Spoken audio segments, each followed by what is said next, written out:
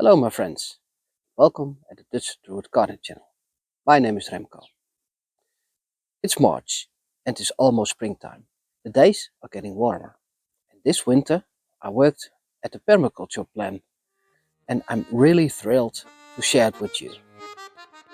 Hi, my name is Remco, and I'm a druid, and I will turn this into a tiny permaculture paradise.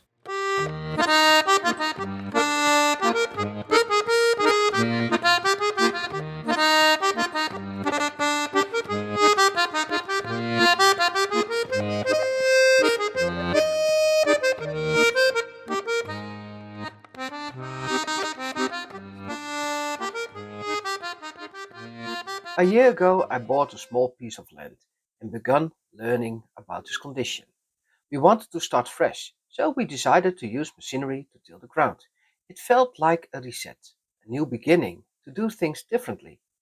The previous owner had used fertilizers for many years, which disrupted the natural chemical processes in the soil. But I want to follow the principles of permaculture. So we began a regeneration process, working to restore the balance and nurture the land back to its health.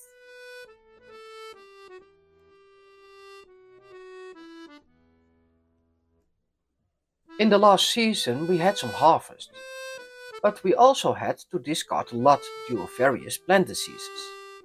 This was a clear sign that the local ecosystem is out of balance and in need of restoration. I already had some rough ideas, adding biomaterial, attracting wildlife, designing the layout of the plot, and deciding where to plant fruit trees. So, this autumn we planted quite some and researched which species work well together.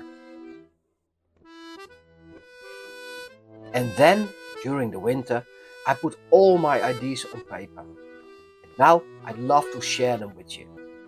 If you have any insights, comments, or great ideas, feel free to leave a message below. So, here's the plan.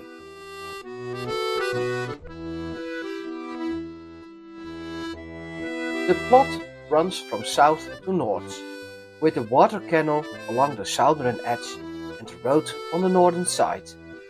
The land gently slopes down towards the water in the south, and the dominant wind comes from the southwest.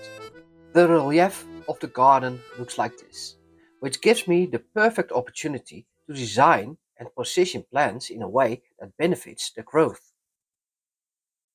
Between 1 and 2 o'clock in the afternoon, the sun reaches its highest position in the southern sky. On June the 21st, the sun's highest angle is 62.4 degrees, while on December the 21st, it reaches its lowest point at 15.4 degrees. If we compare the south-facing slope with the rest of the garden, the sun hits the slope at a different angle, as you can see in the image. The sunbeams strike the soil at a higher angle, requiring less energy to warm the soil compared with the rest of the garden.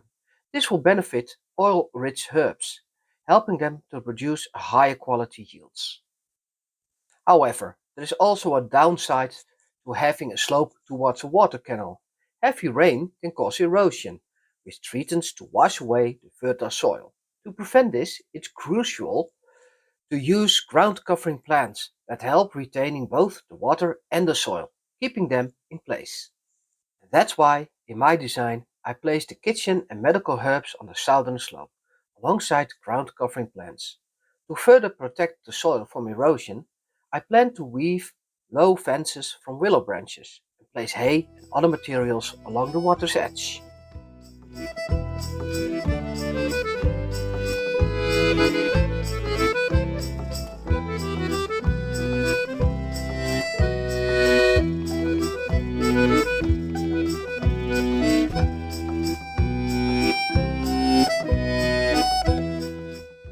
The dominant wind comes from the southwest, and since there is an open field across the water canal, the garden is always exposed to the wind. I aim to create a microclimate that's slightly warmer than the surrounding fields. To do this, I plan to break the wind by planting willow trees along the water's edge. The roots will help strengthen the bank. and I can use the branches for waving fences. Additionally, as a typical pioneer species, the willow leaves make an excellent biomass for regenerating the soil. I've placed 4 pollarded willows at the water's edge to reduce wind exposure. This will create a more sheltered garden, allowing the warmth of the sun to rise and the temperature to increase due to the reduced wind. I placed the fruit trees on the northern side of the garden. It's a mix of apple, pear, plum and cherry trees, along with walnut, almond, fig, apricot and sweet chestnut and much more. I've also added some shrubs with berries, nuts and other small fruits. Together they form a food forest.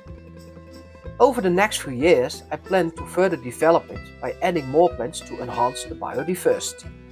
In the upcoming videos I'll dive deeper into the species I've selected and share more details about them. The reason I planted the fruit trees in the north is for several key reasons. First, it provides more shelter from the view of the road, and it also prevents casting shade on the rest of the garden. Additionally, heat from the sun will be captured, benefiting the vegetable garden. Between the herbal garden in the south and the food forest in the north, I plan to create a vegetable garden in the style of a romantic country garden. In this area, I also intend to build a greenhouse. Altogether, it's already a big project to work on, and there is so much more to share. If you'd like to follow how all these ideas come to life, please subscribe to my channel, so you can watch the project evolve. Well, thank you for watching and see you next time.